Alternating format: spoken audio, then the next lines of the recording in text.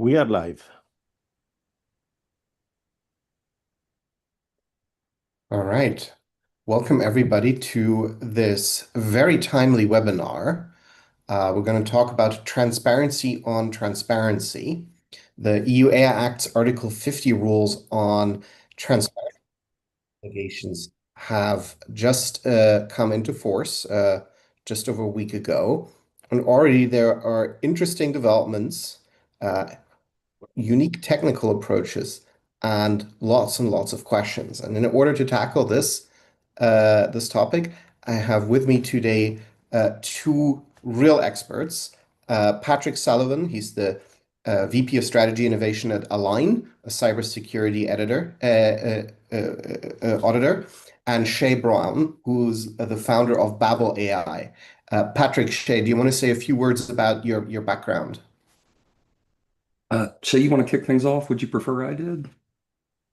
Yeah, you go ahead, Patrick. Okay, thank you. Thank you. Kevin, first of all, thank you. Very, very grateful that you chose to host this session. More grateful that you chose to include Shay and I. For our viewers, I'm Patrick Sullivan. To Kevin's point, I serve as VP of Strategy and Innovation at Align. We're traditionally a third-party cybersecurity audit firm, meaning we assess against all the well-known third-party standards globally. Also say traditionally because what we see is more and more the worlds of regulatory governance and regulatory compliance overlap with the traditional third-party cyber market. So more and more our conversations necessarily lead us to things like the dialogue that we'll be shepherding today as it relates to ways for organizations to maintain some sense of conformity with regulation and the regulatory burden that they sit under. So, Kevin, again, thanks for having me. Yes, so yeah, thanks, Kevin, for the invite. I'm Shay Brown. I'm the founder and CEO of Babel AI, and we're a AI audit and assurance firm. So um, we typically come after the compliance has already been supposedly demonstrated internally, and then we provide assurance over that compliance. We also do a lot of technical AI assurance, which might be apropos today, where there's some sort of testing and evaluation or technical controls of these AI systems, typically high-risk AI systems, and we provide assurance on the actual numbers and the fact that those controls are in place in the first place. So thanks for having me.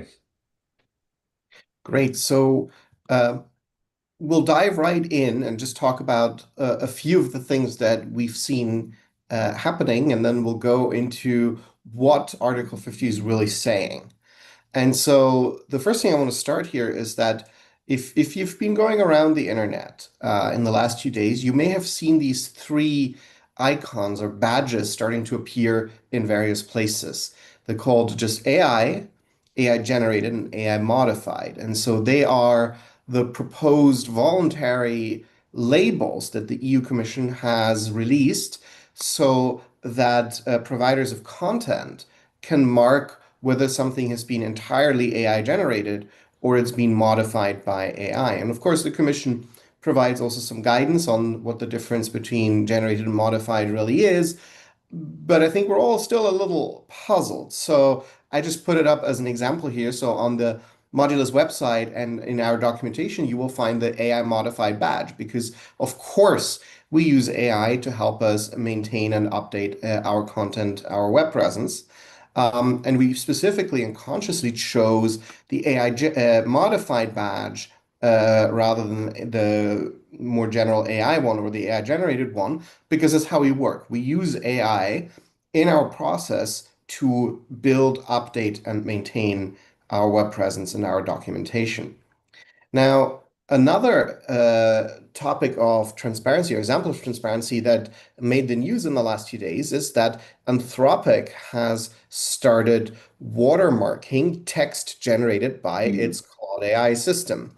And so there's an invisible mark or marking of text generated by Claude, and they're planning to provide an API where you can upload a piece of text and it will tell you, yeah, this was generated by Claude or it wasn't. And I've seen quite a bit of debate and quite a bit of criticism from various people about how this is interfering with the generation of something that you might want to pass off as your own writing or as a work product, and that Anthropic may be adulterating a text you originally wrote, and you just asked Claude to help you fix some spelling and grammar mistakes, and now it's marked as AI generated. And I don't think Anthropic will stay alone here. I think we'll see some of the other AI providers start to watermark the text, the video, the images, the sound that they generate. Of course, the AI Act doesn't specify that you should do specifically this. It just says a general obligation to make sure those who consume AI generated content are aware of that. And how you do that is largely up to you. Now, if we go into a little bit more detail about what Article 50 really says and how the obligations split up between providers, so these are organizations that build AI systems and place them on the market, and deployers. So these are the organizations that purchase or license an AI system and then use it themselves. What are they supposed to do? And so, Patrick, I hand over to you to. Sure. And Kev, really quickly, if we could go back a couple slides, there are a couple of points of clarification I'd like to add to your labeling slide, if you don't mind. One more here. So for those that are interested in actually getting more data on where to get these icons and how to use these icons appropriately, the EU's Code of Practice website on transparency actually offers these as a free download in a couple different formats so that you can consistently apply the labels that Kevin has listed on screen. Also, there's some really solid coaching on how and when to use these icons once you determine it's appropriate. Next, Kev, the next slide. This is something that really, really interested me because, as we think about watermarking, we've long known that watermarking images, video, things of that nature are fairly straightforward. In fact, Alexander Tolkanoff, I guess for years at this point, has talked about the C2PA standard as a mechanism to do just that. We've also long held this idea that traditionally watermarking text is complex and difficult. So I do think it's really, really cool. Let me rephrase that. I think we're looking at some really interesting changes to come as Anthropic through its new models. And I think even their plan is to go back and recursively add this technology to existing models. I think it's going to be really interesting to see what plays out with watermarking text. Frankly, I'm not sure how that's going to work, and I don't know if you guys have an opinion on this or not. Okay, now to the actual paragraphs. So, for those of you that are interested or concerned about Article 50, a few things to point out. And I say this primarily for US businesses, US business leaders, because this can be confusing. First and foremost, Article 50 sits squarely outside Chapter 3 of the AI Act, Articles 6 through 49, which are largely focused on high risk systems. That means Article 50 is applicable regardless of the relative risk rating associated with the system you're placing on the market. That's very, very important. That means if you're placing a system on the market, you don't get to escape the obligations set forth in these 7 short paragraphs associated with Article 50. Now, that said, we do have these obligations, and these obligations, just like the Act itself, are both horizontal and extraterritorial. So it doesn't matter what sector you're operating in, it doesn't matter where you're originating this content from. If you're delivering a product to the EU, then you are bound to the transparency requirements set forth in Article 50. So that out of the way, you'll see to Kevin's point, as he set this up for us, we've really got a couple of groupings of obligations. We've got 2 obligations set forth directly for providers of systems, 2 obligations set forth directly for deployers, and then you'll see the connective tissue, which really center around ensuring that we cleanly think about our scope boundary for applicability and that we understand the machinery necessary to ensure that we're consistent and in our approach to applying the paragraphs in the article itself. That said, as we look at Article 1, direct interaction, so this is a big deal, and this is something that I think many of us take for granted. Shay, Kev, I'd really love your feedback on this. At a high level, what paragraph 1 says is we need to make plain for users, for reasonable persons, as defined in other EU regulation, we need to make plain for those reasonable persons that they are in fact interacting with artificial intelligence systems. To me, this kind of feels like a no-brainer, but again, fellas, I'd welcome your feedback here. Shay, what do you must have encountered questions like this many times in your work. How have people thought and talked about this?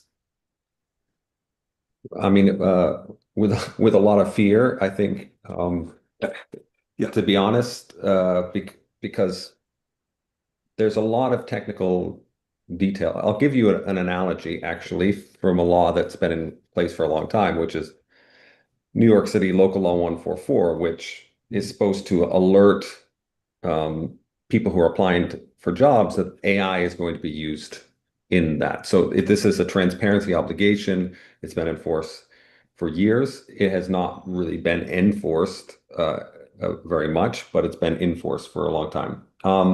And there's a ton of technical details, and this comes to the probably the machinery bit. It's like, how do you know what's the first interaction, right? So you have to get the infrastructure in place to understand when is someone going to interacting for the very first time, and then whatever the transparency is at that point, whatever marking or disclosure you make, you then have to log the fact that that person has had that and make sure that that person is the same person. Maybe they're using somebody else's computer or something like this. So all I'll say is that I know that our clients struggle and worry about this obligation because it was difficult with New York City Local Law 144. It's going to be difficult at least technically complicated with the EUA Act. There's an analogy here or a parallel that strikes me as you describe this, which is the famous, or should I say infamous, GDPR cookie consent banners on websites, which I don't think anybody likes, and some people even actually really hate. But what most people don't know as they go through the internet and angrily click away the latest cookie banner is how complex consent management is on the other side, that you can actually programmatically manage how do you record and store and maintain a complex consent decision. And this sounds like parallel to this new question. Yeah, and for those that are considering managing this obligation through your ISO 42001 aims, this is a prime opportunity to ensure that as you think about information for interested parties, that you've cleanly documented and articulated those areas in which this information for interested parties is made available. Next, in your AI system lifecycle, you'll want to ensure that you do have appropriate mechanisms at the various stages of the AI lifecycle where necessary to ensure that you can actually deliver on your commitments. So please do not let those obligations slide.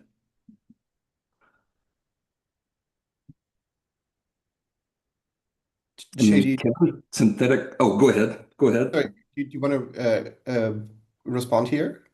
Yeah, I mean, I think I really like your privacy analogy, and it's probably more than an analogy because I have a feeling a lot of the same piping and a lot of the same professionals, to be totally honest, because privacy professionals are really privacy, cyber, and then sort of general legal compliance.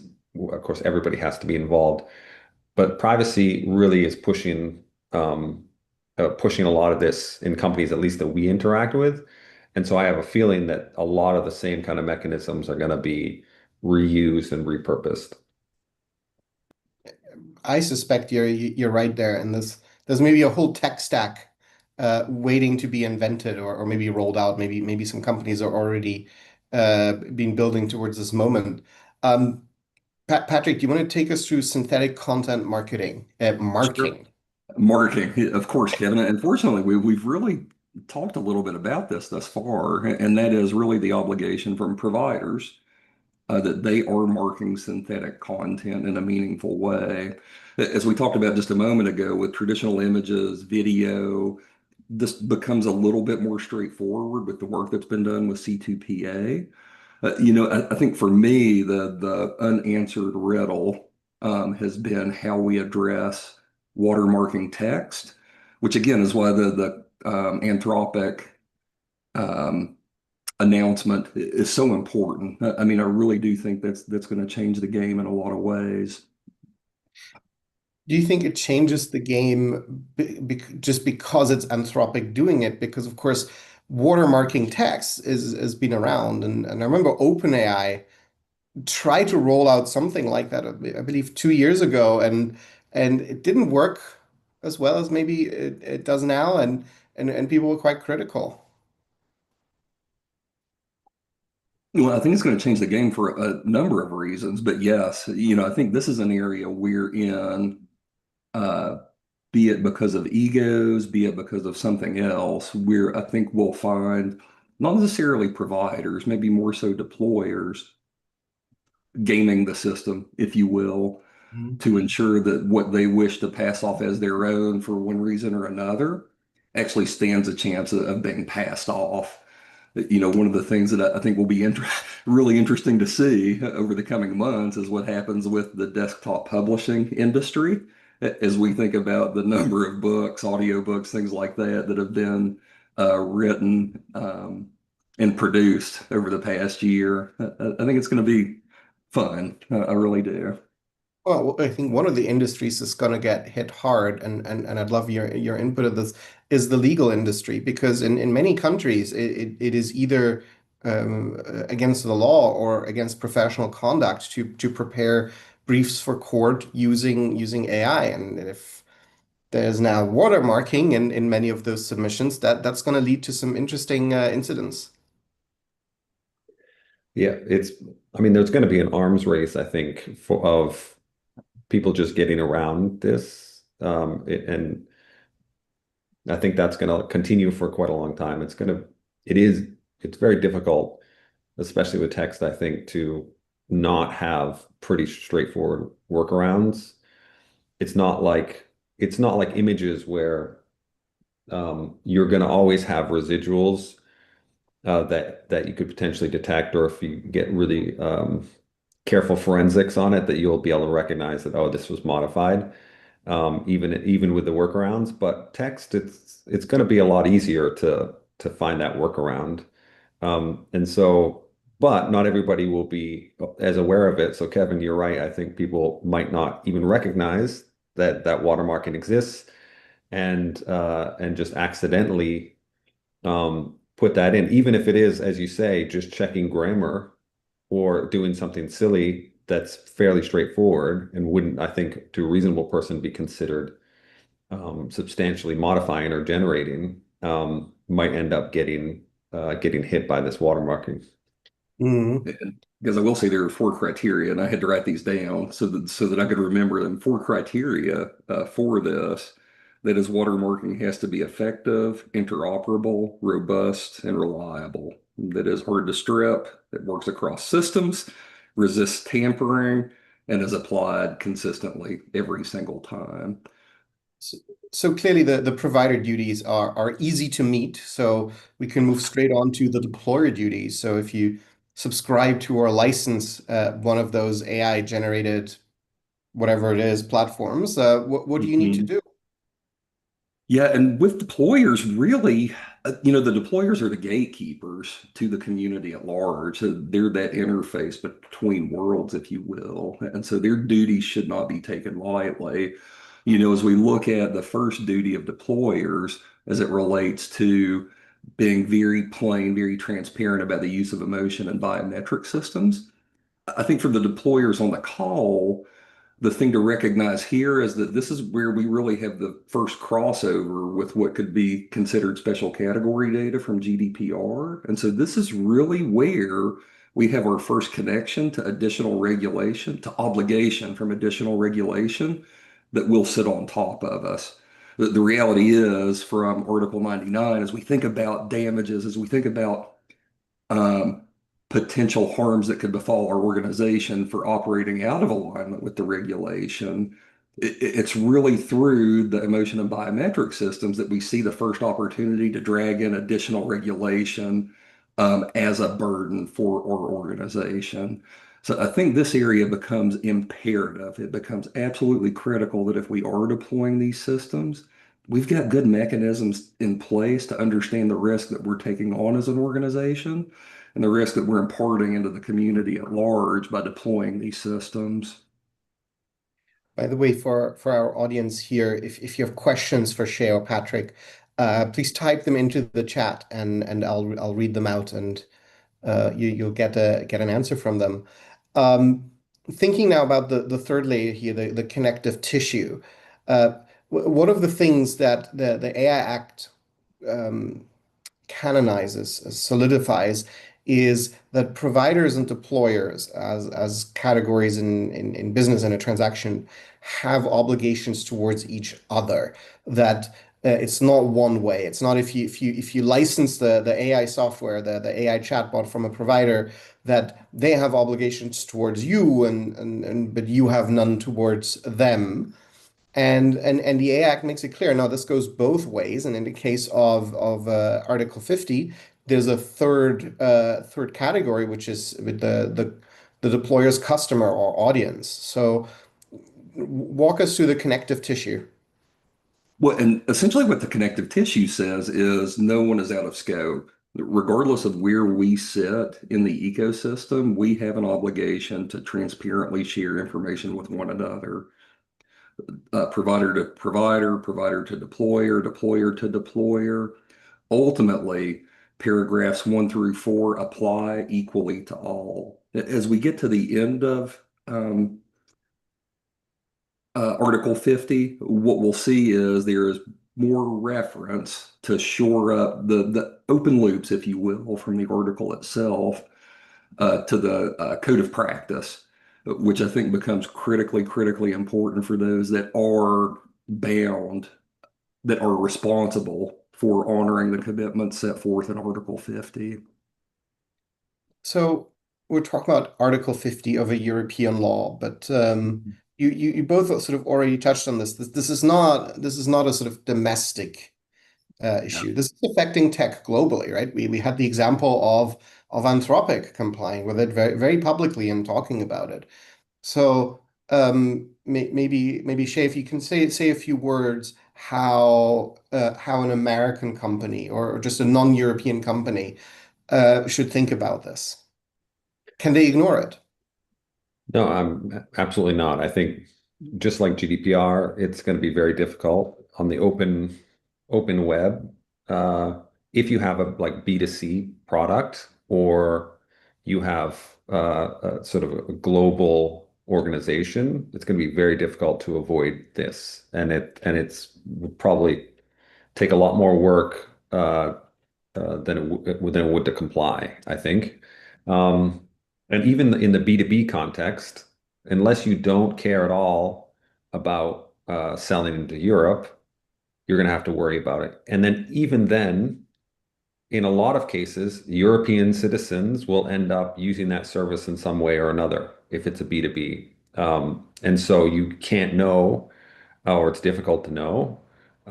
And so I think everybody does need to work. They need to worry about this, and they have to think about complying. It's not going to be isolated unless you just have a small company in Nebraska and you're just selling to your neighbors or something. You're not going to escape this. Yeah, I get sometimes the same thing with Swiss companies who say, yeah, but Switzerland's not in the EU, so I don't need to worry, right? Um, Obviously, the EU has planted a flag here, and it's very clearly in the direction of transparency. No, nobody should Yeah. be tricked into thinking they're interacting with a human when actually it is an AI system or consuming an image or text or a deep fake as reality. Like that, the intent here is clear. It's not at all mysterious. And the whole thing is wrapped in a very European legal text and mechanism and enforcement mechanism. But of course, AI regulation is a hot topic, not just in Europe, but also in other countries, and including the US. So, what can you tell our audience about how federal and state legislators in the US think about this topic, and whether at the fundamental level of transparency, they're actually broadly aligned with what the Europeans have done here? Yeah, and Shay, I don't know, based on the fractured view in the States now, I don't know that there's a great way to answer this directly, Kevin. Shay, I defer to you Yep. to you have something more succinct to say. Well, I think all signs point, like if you look at things that have been passed already that may not be in effect yet, like in Connecticut, things that are like Colorado and then California, California, or things that have been passed in California, I think the broad idea is roughly the same. Is that there will be transparency obligations. They tend to focus in the US on high risk. And so like automated decision systems, when there's sort of critical decision making happening that are sort of relevant for fundamental rights, that's where the emphasis is put. But I think we're going to see this this exact same thing play out in the US. And US companies are going to have to, it's sort of like the California privacy regulations that came out sort of follow on from GDPR. You're going to see it mirror, at least in the bigger New York, California, the bigger states that are a little more regulation friendly, where it's basically the spirit is going to be the same. So when companies now think about their product and there's some sort of AI component in there, whatever it is, image generation, text generation, if it's core to that product, they should have already thought about this, right? They should have gotten their strategy and the technical implementation in place, 10 days ago from this webinar. Um, I don't expect hard enforcement, with the 15 million euro fines next week, but at some point they will start. Um, what I'm more concerned about and curious how you discuss this with partners and clients is if AI is sort of more part of your workflow, how they should approach this. So I showed the example. So we in Modulus, we were upfront, we put the AI modified badge onto materials that we helped create together with AI. And I can't prove this, but I believe we're amongst the first in the world to have put that live well clear of the deadline. But walk me through how you see this. 6 months from now, is every website going to have that badge in the footer somewhere, or what does the world look like? Um, I mean, 6 months is no, I don't think it's going to be in 6 months. I think but it will, maybe like a year from now or a year and a half from now, maybe it's going to be much more prevalent. I think the majority, like majority of the big European companies obviously are going to have to be very careful. But I think there will be tons of cases where, like on the website, like writing copy for a website, I think the average company is going to be pretty hesitant to have this AI thing because there's already kind of like in a lot of cases, a stigma associated with like, oh, it's AI generated. There's some feeling that the quality has dropped, right? And it depends like on who you are. I know that even though I use AI all the time to help me write and to help me do things, I also, as soon as I recognize or start thinking of this was AI generated, I immediately kind of have this down voting of the content or more suspicion. So I don't think you're going to see people willingly put that on their website for a long time, even if they are still generating using AI generated text. The worry, as you say, about the internal workflow is that uh, the person who's managing compliance may not be talking to the people who are doing the website copy, or to the person, two levels down who generated it, gave it to somebody else and said it was theirs, and then their boss thought that it was theirs and then handed it off to the people who managed the website, and then somebody comes along with a detector and exposes them, let's say, to the watermark. That kind of thing might start happening.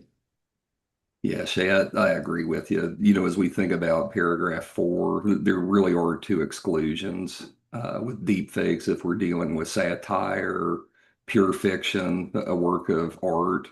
We've got a defensible exclusion. And then with public interest texts, an area specifically where that text has been human reviewed and a single individual holds accountability for the work that's been produced. If both of those cases are true, then there's a legitimate exclusion from labeling. I think more and more we'll see organizations get very educated about what their options to opt out are and leaning heavily into those. I do. So if you got a call tomorrow from one of your partners and clients, and they're sort of confused and say, okay, what do we need to do? Like, how do we fix this as fast as possible? Just maybe not the reaction you should have, but it's understandable. What would you tell them to do? What are the first few things they should do to start to comply with this? Yeah, I think it begins with mapping out interactions. I mean, as we think about building management systems, we know we have to have an asset inventory. We have to really have an understanding of what it is that we're managing. If we're going to do it well, what's the Drucker quote? Must be measured to be managed, something along those lines. So I think really having an understanding and mapping out touch points becomes job number one for most organizations. Beyond that, it's really documentation and verification. I say that as someone who espouses management systems. So Shay, the more technical things, I'll leave that to you. Yeah, but I actually totally agree with you. I think the biggest problem is, do you know where AI is being used? And do you know where it gets exposed to other people, other stakeholders, external company? And that's the biggest thing. So inventory has to be done. And then from that inventory, ideally separate from transparency obligations or whatever, there has to be like a risk triage process. So you have to know what's high risk, and you have to kind of know during that process, ideally they would have identified what would fall into that kind of limited, which is the transparency obligations. They would have put a label there and said, okay, this is the thing that gives advice, the chatbot that gives advice, and it's not monitored by a person. It's just autonomously out there. And so once you have that, then there's the low-hanging fruit obligations, which are, we need to let people, is it obvious that it's AI? So that's a low-hanging fruit. Is it obvious? If it's not, let's just let people something very obvious. Don't worry about tracking anything at the moment. Just do it for every time somebody pops it open, they just will see it. And so that way you're not worried about, trying to hide it after the first interaction or something. Just put it on. That's what I would do anyway. And then you start working your way down.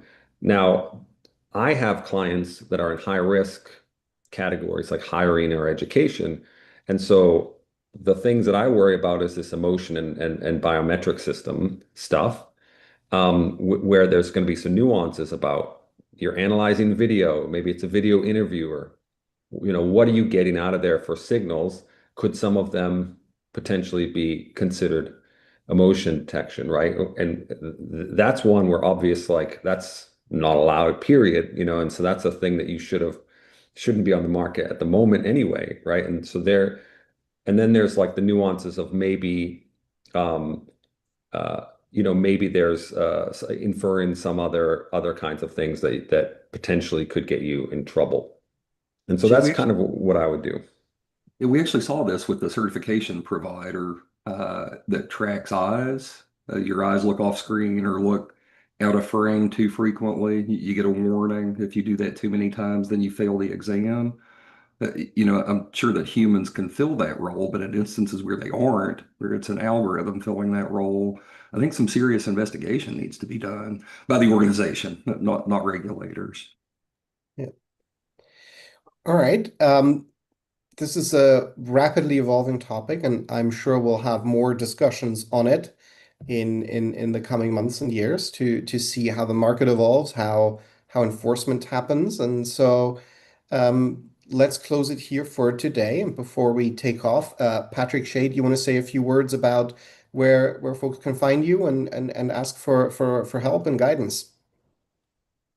Sure, one more plug, ISO 42001, though it is not a silver bullet, it is a solid foundation regardless of what you hope to create with your AI systems. If you haven't begun investigating ISO 42001 yet, please do so today. I'm Patrick Sullivan. You can find me at Align, A-Lign, at align.com or on LinkedIn. Yeah, open to connecting with anyone on LinkedIn to continue these conversations. Yeah, and so Shay Brown, I think the easiest is to find me on LinkedIn. I think that's where I am most of the time. I guess closing thoughts for me is, read the code of practice. I think the code of practice has already been kind of blessed by the European Commission, and and so take a look at it, take it seriously. It's got a lot of ideas. And the other plug would be that, there are kind of a lot of, it's not just transparency in the code of practice, at least. There's a lot of process and control and testing and evaluation of these mechanisms. And so don't, just don't put the badge on there and leave it. There's a lot more that they're expecting you to do in terms of making sure that that's robust. And so just don't sleep on that, because it will be important increasingly as they start investigating things. Fantastic. Well, thank you, folks. You can find Patrick and Shay, as I said, on LinkedIn, and we'll be happy to connect there. And with that, I wish you a lovely evening, afternoon.